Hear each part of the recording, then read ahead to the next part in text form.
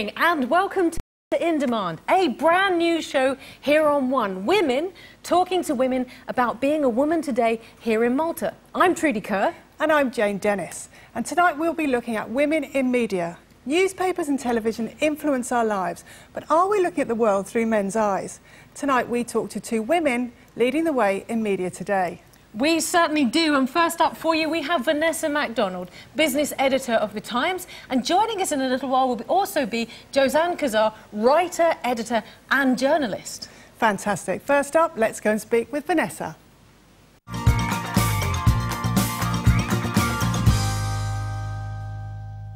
Hi Vanessa, thank you so much for coming on the show. I'm really honoured to be the first guest. Yes, you are, yes. Gosh, First guest on the standards are going to be so high. Who else could come after me? Oh, fantastic. And it's really nice. It's lovely to have you on the show. It really is. Listen, we're going to be talking about a lot of things this evening, but the first up, I want to know, you are business editor of The Times. You were business editor of The Times and head of news for 14 years. Then you went off and did other bits and pieces, and you've come back to being business editor of The Times. What brought you back? What is the draw for the role that you have there in media? Well, I think journalism is very much of a vocation. I mean, you certainly wouldn't do it for the money, although obviously now things have changed a little bit and the salaries have become a lot more reasonable.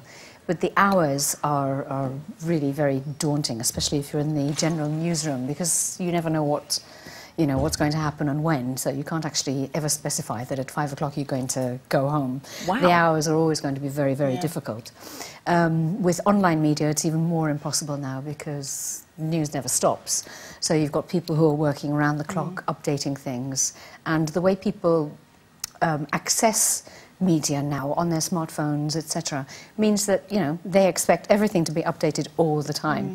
So when you're working for the media, it's always going to be a little bit difficult. One of the things I also found possibly a little bit difficult is the fact that you never actually turn off. I was talking to my boyfriend a couple of days ago, and he sort of said, well, off the record, and he introduces me to people, and he says, yeah, he introduced me to people, and he says, be careful what you tell her, because she's a journalist, So you get that an awful lot, and people are always saying, you know what you should write about, and I go, well, if you feel so passionately about it, you can write it too, And nowadays, of course, with social media, people can. So you have bloggers, and you have people who comment on the online news, you have people who comment on Facebook. So what brought you back? What brought you back to that? Because it sounds really demanding. Exactly, it is. It's terribly demanding. You're always on.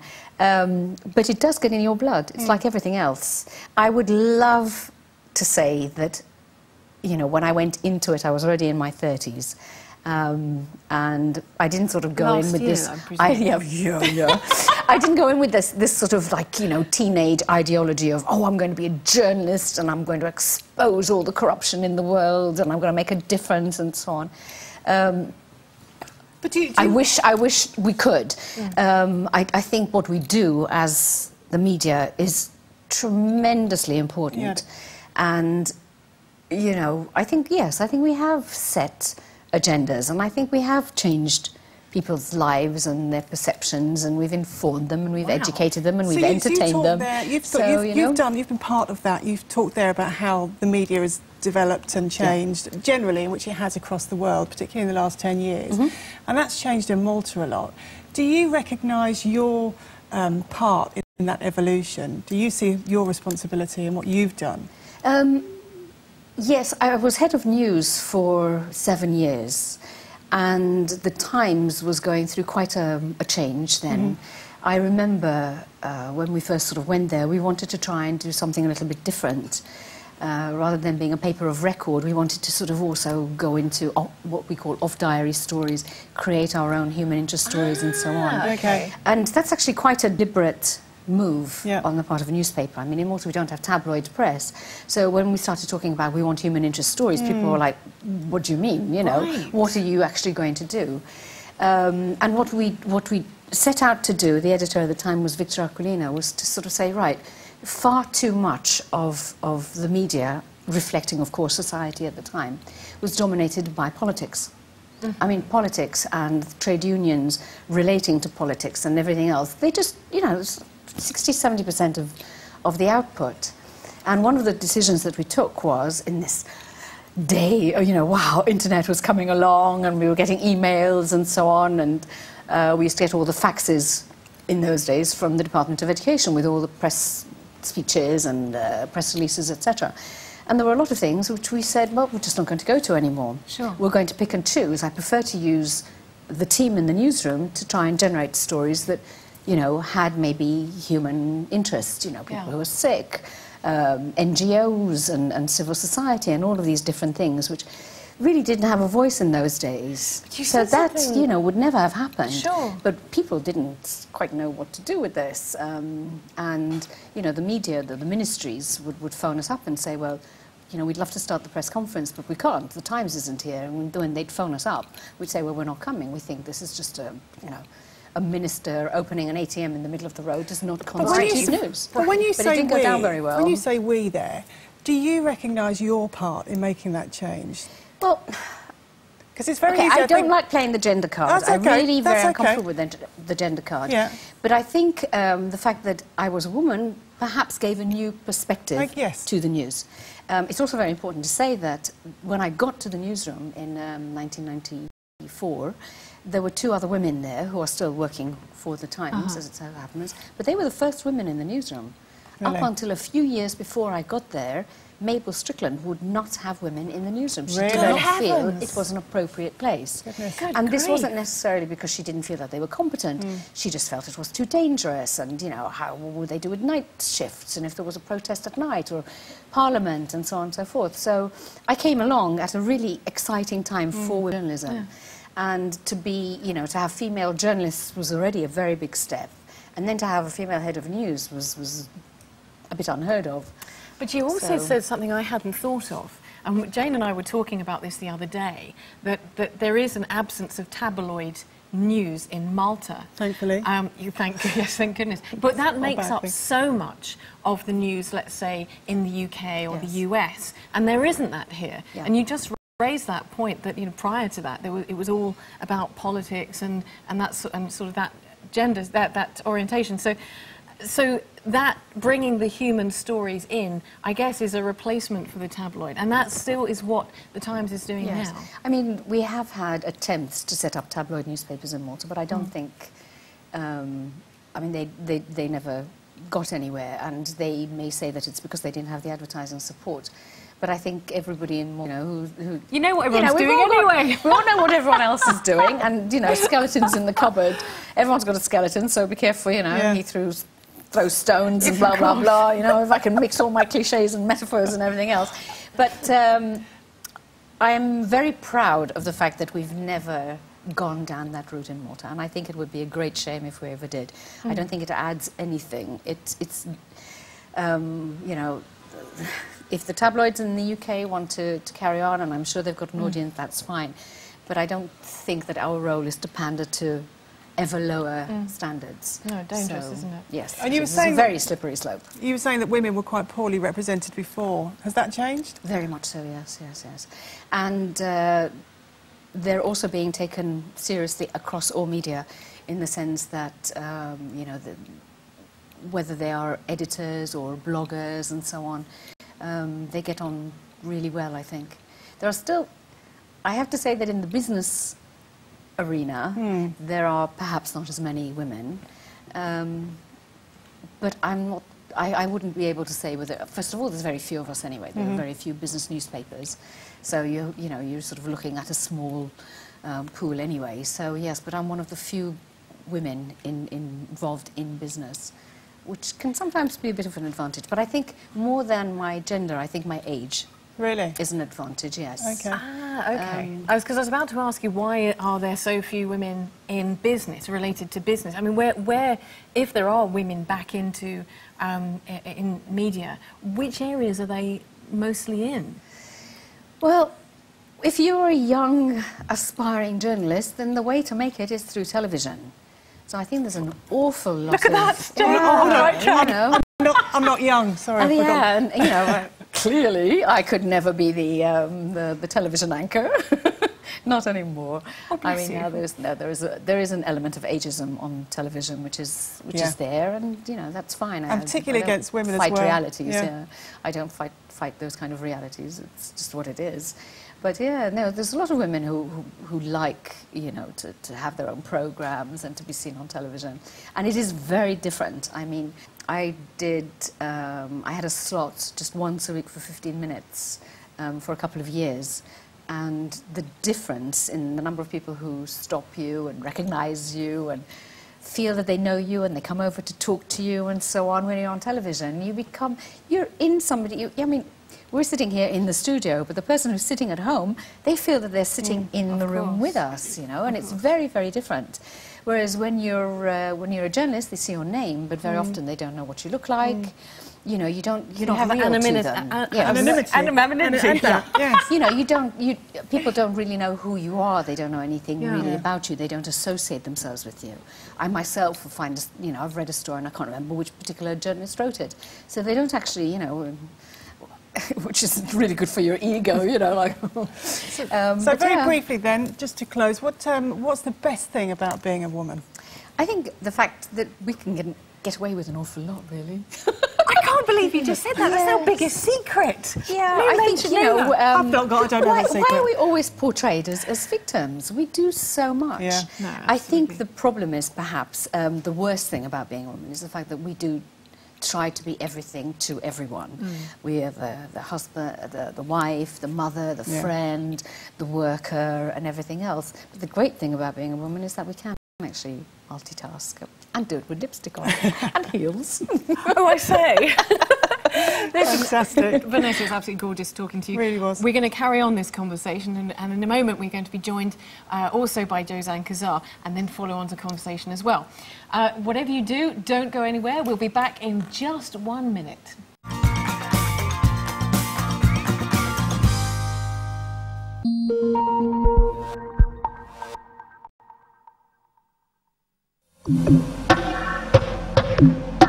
Discover the unique collections of Maison Tatiana Fabergé. Enjoy 25% off the entire collection this April, exclusively at Vasquez.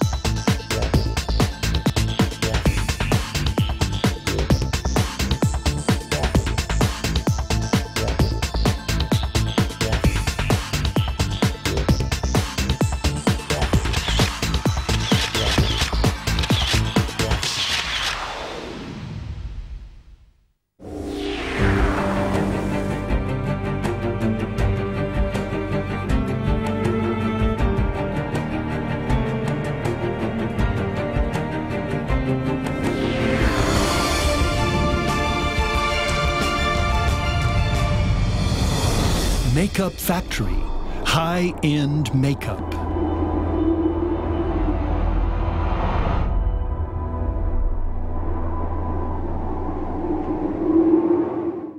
U l-plat kemm nitfawlu ftit għasel tal-oġiġja, Pawl? Għasel ta' min? Oġiġja, prodotti tipiċi għawċin. Minn ħwawar, melħ, zebbuċ. L-aħwat nara u bajta u zjut ħanajdek kif taħt l-labtit ħandu għalġuġ. Nipruvaħ. Veru tajbin, Għamlu bħali, improvajtom, provaw għamintom u koll, oġiġa.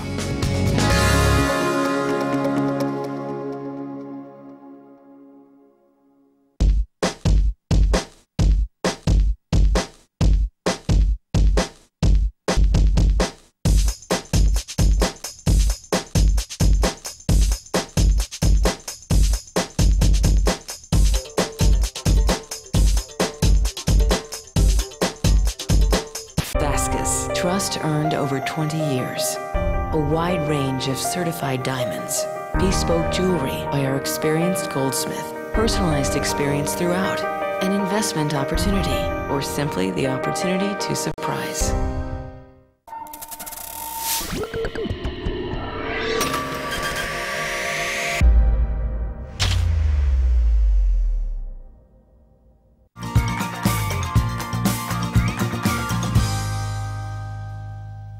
Welcome back to In Demand, where we are talking to women in the media, and now we're joined by Josanne Cassar. Hello. Hi, welcome. Thank you for inviting me. Oh, Lovely to have you. Very You're looking welcome. absolutely fabulous. I try. You do, you look lovely. Ladies, you both look absolutely gorgeous Yeah, this really evening. do. And how wonderfully coordinated. You've obviously been to the set before. Nice blend. You should see me how I am at home, because I work from home now, so like this is like a Oh. treat to That's it. Lovely. I needed to make some kind of I know what effort. you mean. So we'll let Josanne out.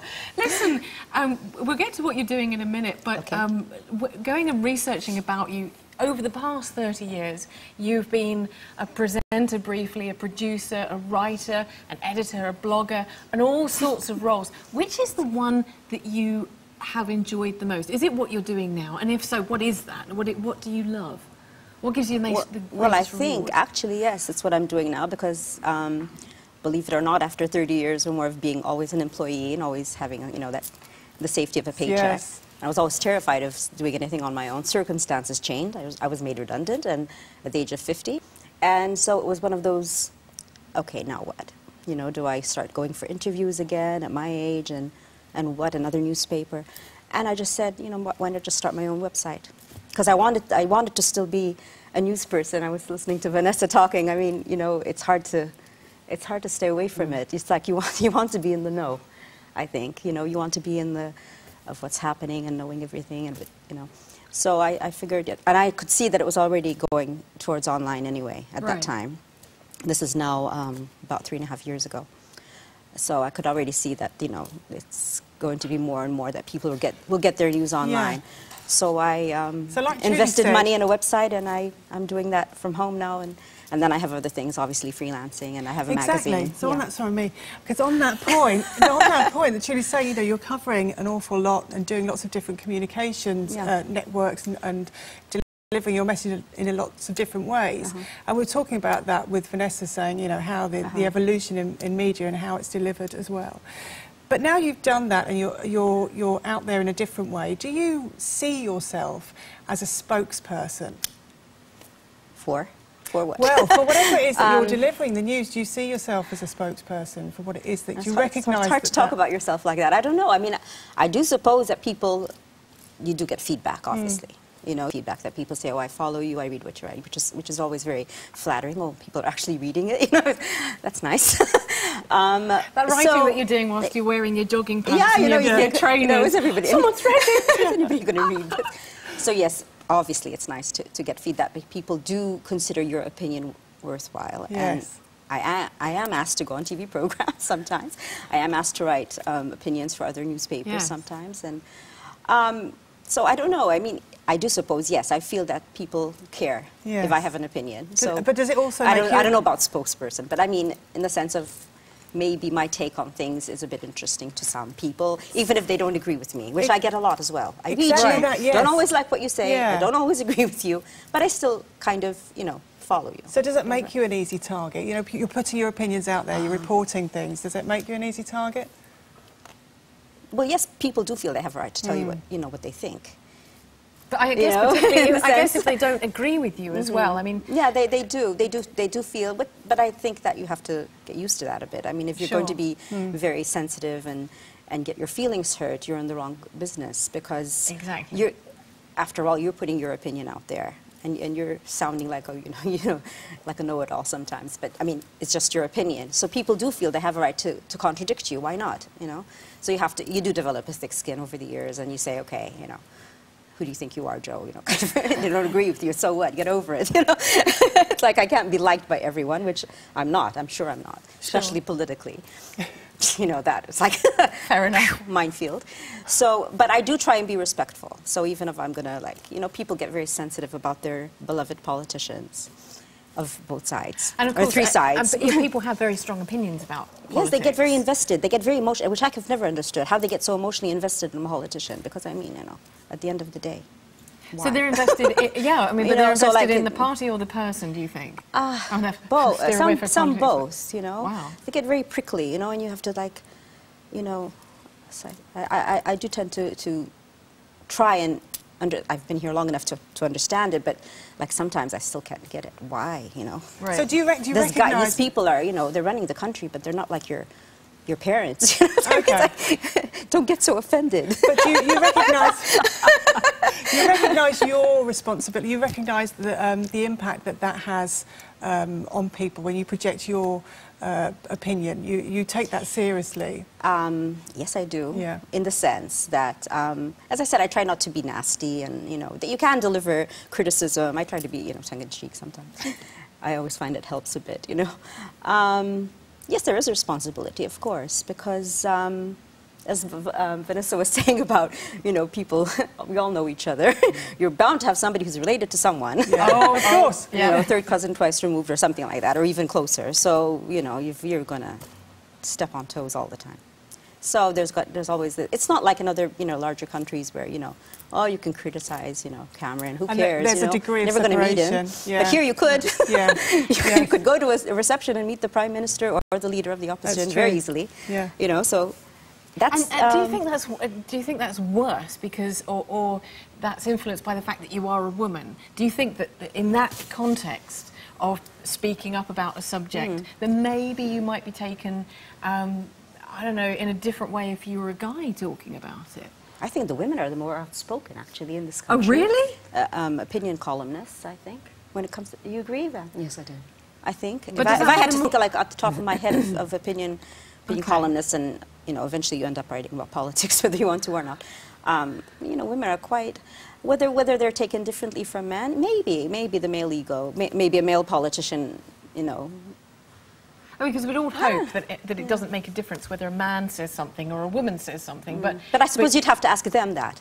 Oh, you'd have to ask the politician, you know, do you care who criticizes That'd be an interesting show, won't it? Or you just don't want any criticism at all. What I find interesting is how we criticize the female politicians. Really? Now, that's an I think interesting it's different. thing. No, how we do it and how we should and should not do it. Because I get very, not upset, but I don't like it when women attack women, you know, a female politician purely on what she looks like, because we would never do that to a man. No. Right. You know, we would never, like, criticize a man because he's bald, because, I mean, you know, what can he do? He's bald, really, you know, he lost his hair.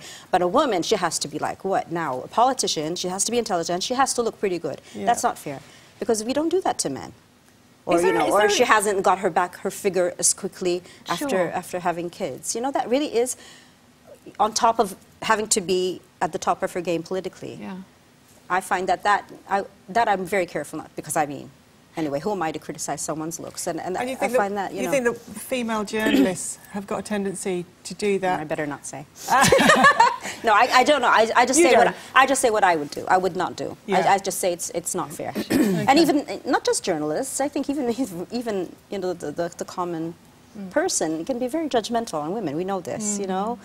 We know that there's this pressure, of course. You know, that... But you said something interesting that kind of picks up from what Vanessa finished her part with, which was, you know, women can get away with it. Now, you've just highlighted the fact that as a woman in politics, you put yourself up for an awful lot of perhaps more criticism, more evaluation than men do. Men go bald and women have to look gorgeous forever. But is there a flip side to that? Do women get away with it a little bit more, do you think? The politicians, or the or is it just a really tough audience? I don't know. I just think that, you know, image-wise, we are tough on women. As women? As women. And the men as well. They expect the women to be gorgeous, even if they're not. I don't know. And be able to cook and everything as well. Oh, and of course, let's not even get started on the housework. And who's doing it? Oh, no. I just find, you know, like, let's treat men, you know, people in the public eye. Let's be a bit... I mean, we even see this on television, let's face it. We've seen male presenters who are nothing, you know, to talk about. Let's be honest. But then, you know, I'm being kind. Yeah, name them. But no. But then, you know, but not just in Malta, you know. No, for sure, of course. You know, we've had Italian presenters, remember, who, like, he still on TV? How is he still on TV? You Is know? he still alive? He's like 100 years old, and you know, oh God.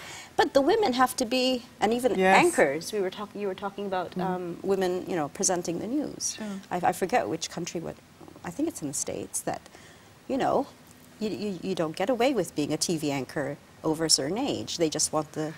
There's a big movement to change that, obviously, we know that, particularly in media.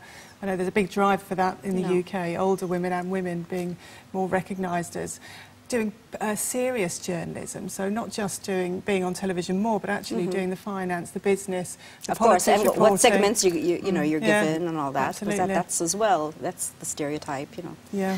We're talking about serious journalism, and I'm going to ask a right flippant question. What's the best thing for you about being Maltese? You've obviously been all over the place. Very serious question. Well.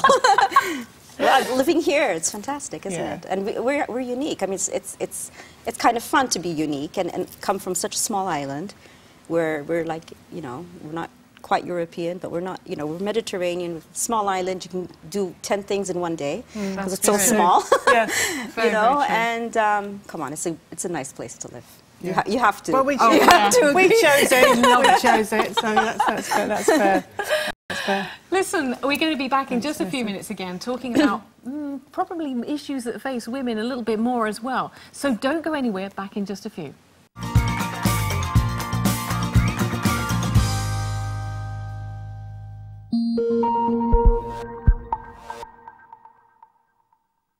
U l-plat kemm nitfawlu ftit għasel tal-oġiġja, Pawl? Għasel ta' min? Oġiġja, prodotti tipiċi għawċin.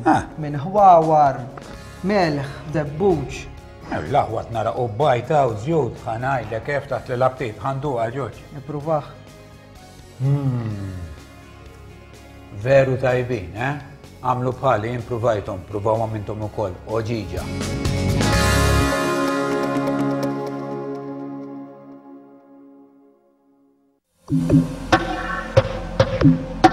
Discover the unique collections of Maison Tatiana Fabergé. Enjoy 25% off the entire collection this April, exclusively at Vasca's.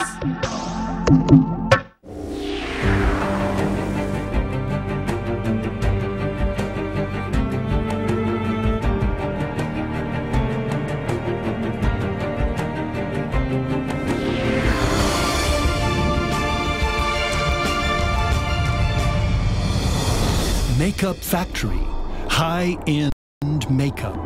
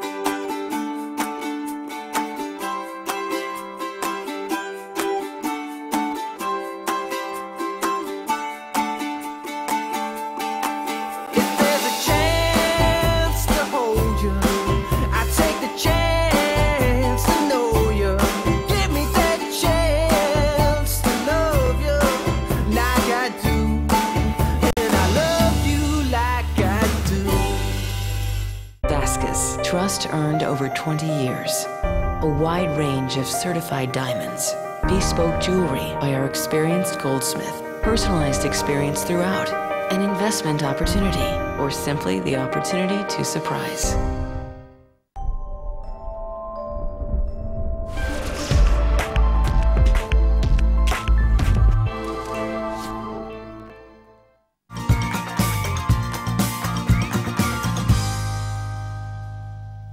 Welcome back to In Demand, where we are speaking to two fabulous women in the media. So now we're going to speak with Vanessa and Josanne together. Ladies, I was on an aircraft a couple of weeks ago and I was reading an international magazine, news magazine, and 95%, I'm so sad I actually sat and counted them, 95% of the images in that magazine were of men. There was a book review and all the reviews were of books by male authors. You're serious? All of the quotes what of the week. What airline do you fly? No, this wasn't... Man Air. This was nothing... Yeah, no, this was an international news magazine, so this was nothing to do with the airline. And the other thing was there was 10 quotes of the week, and they were all by men. Oh, gosh. Yes. So, and now, I would normally read that and probably not notice it, but I was thinking about it, and we were doing this show, and I was thinking about that. And I wondered, does that represent how it is in Malta? Certainly represented this particular country that I was flying to.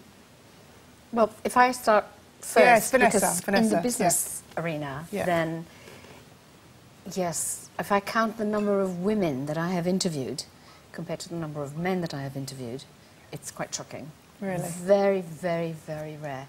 Now, I have regular columnists, lawyers and so on who are really experts in their field, and they write quite a lot, and I have quite a lot of guest contributors who are female.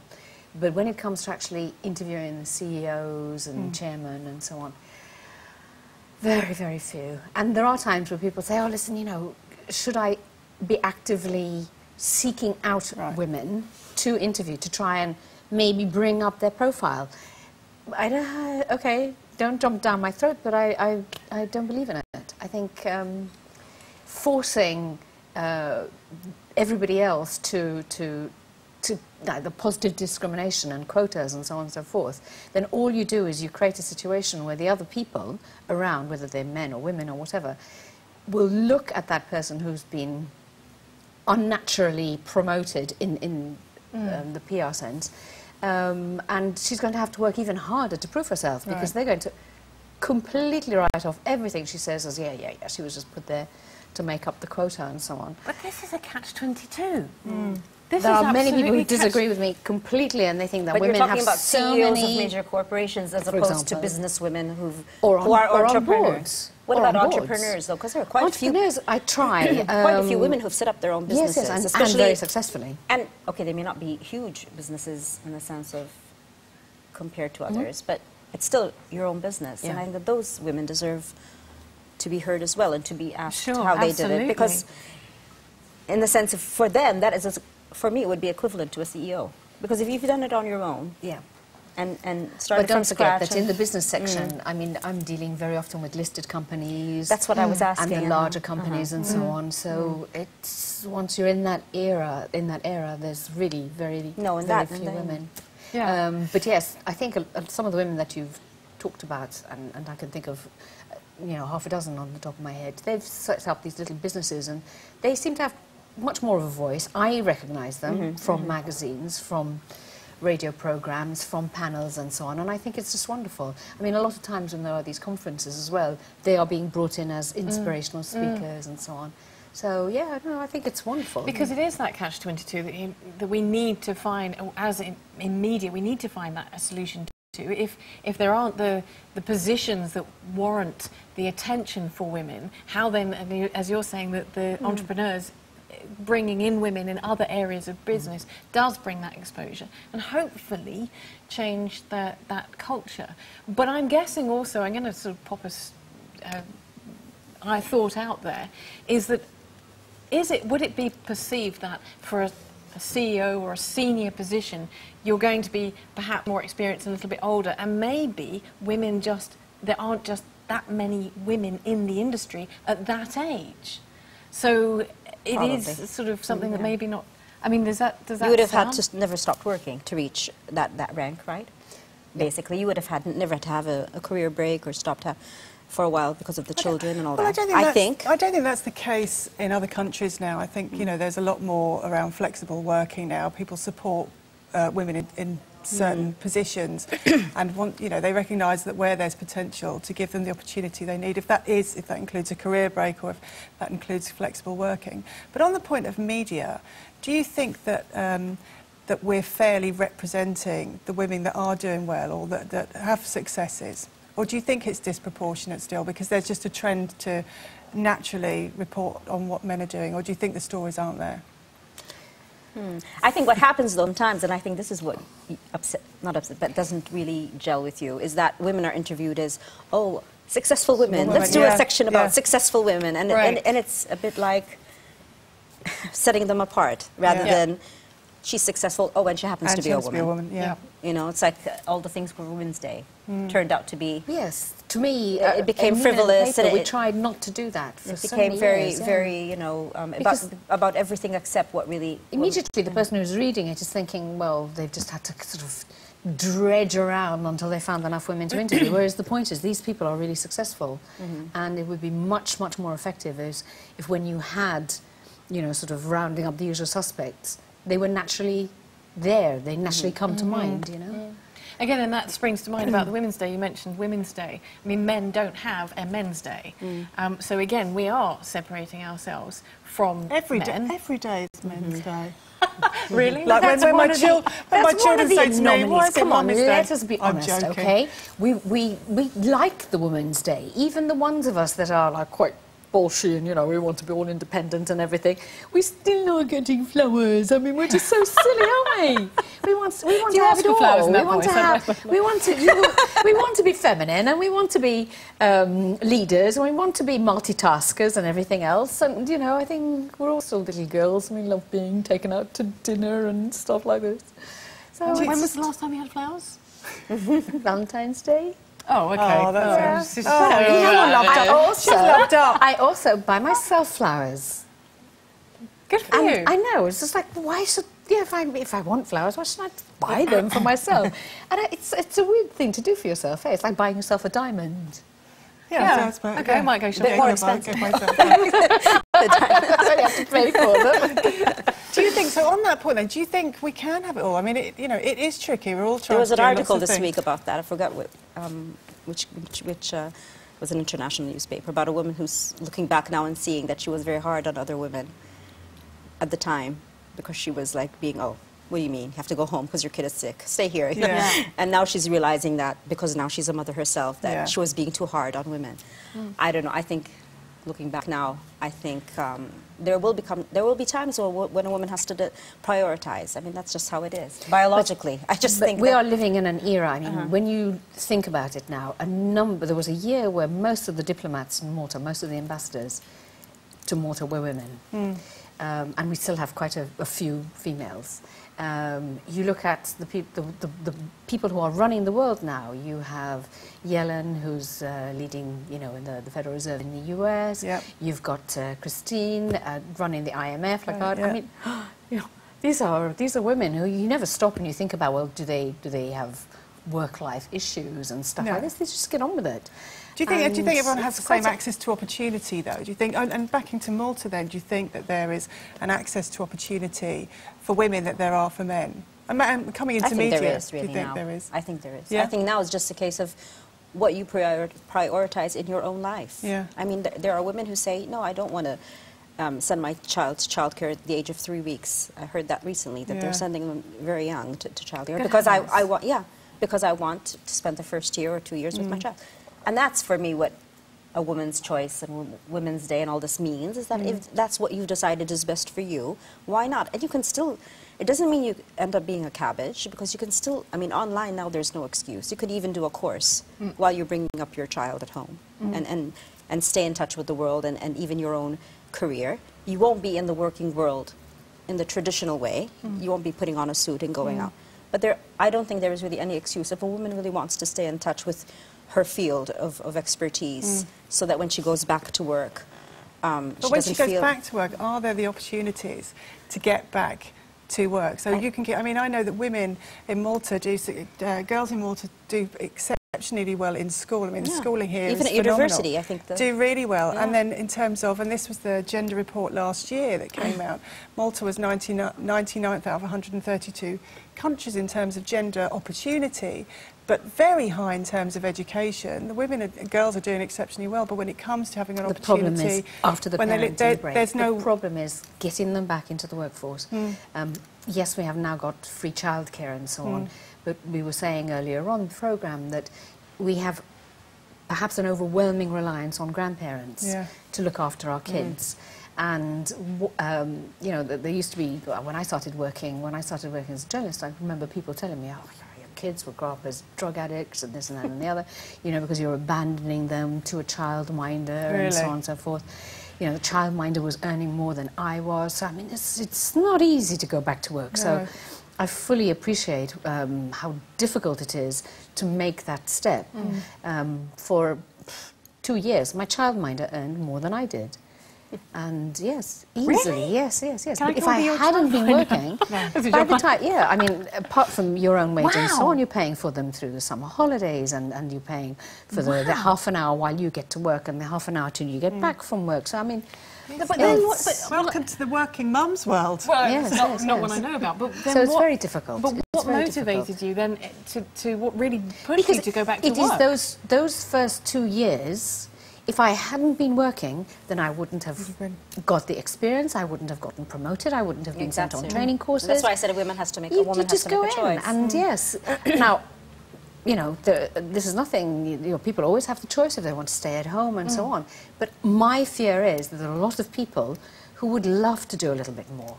And I think one of the biggest problems we have is that it has to be an all or nothing.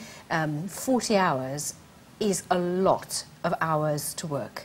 And if there were more part-time jobs, I think if there were more flexi time some companies do. arrangements. I know some private companies those do are the provide companies it, that are really getting a lot of the very good talent and hopefully retaining it as well. It makes sense, So though, Josanne, because you're investing in the woman and you'll get her back. You were talking about the fact that news now is 24/7, and no one can work 24/7, although we all try as hard as we can. Given that it's 24/7, then would that not lend itself to more opportunities for flexible working in the media? So would it become a good place to harvest the success out of the education system? I think the commercial world hasn't really caught up with the realities of why online is so popular. You get that feeling as well? But that's nothing to do with the nothing to do with issue. No, nothing to do with the gender issue. Yes, I mean, in the sense of they still think, people still think that companies still think they can control the message that goes out there, and it doesn't work that way. No. It doesn't work that way. So they sometimes prefer to advertise in print, is what I mean. So advertising on a website, online. So because you need to pay people. Of course. Basically. So if you don't get the revenue. But there has been, I mean, just on that point, there's been a massive change in culture. I can remember when I first worked in media, when the internet was exploding, everybody said, yes, that's what we need to do. And then there was a massive backlash to that and said, no, because everyone's spending the money in there and not seeing the return. So we're now at the point where it's finding itself and it's finding its natural place and allowing people like yourselves to do what you're doing and to find a value to that. Listen, ladies, we could talk all evening. It's been absolutely fantastic, and thank you ever so much for being our first guest on our first show. Really an honour. Enjoyed it. Fantastic. Wishing you all the very best as well for everything that you're doing. Thanks. You as well. Thank you very much. Good luck with the rest of the series. Thank you very much. Good. Lovely. So next week we will be speaking to women in sport. Join us then. And listen, if you want to find out more about that show or what we've been talking about this evening, make sure you go onto Facebook, facebook.com/InDemand TV Malta. Go and check it out and keep up with everything that we're talking about here.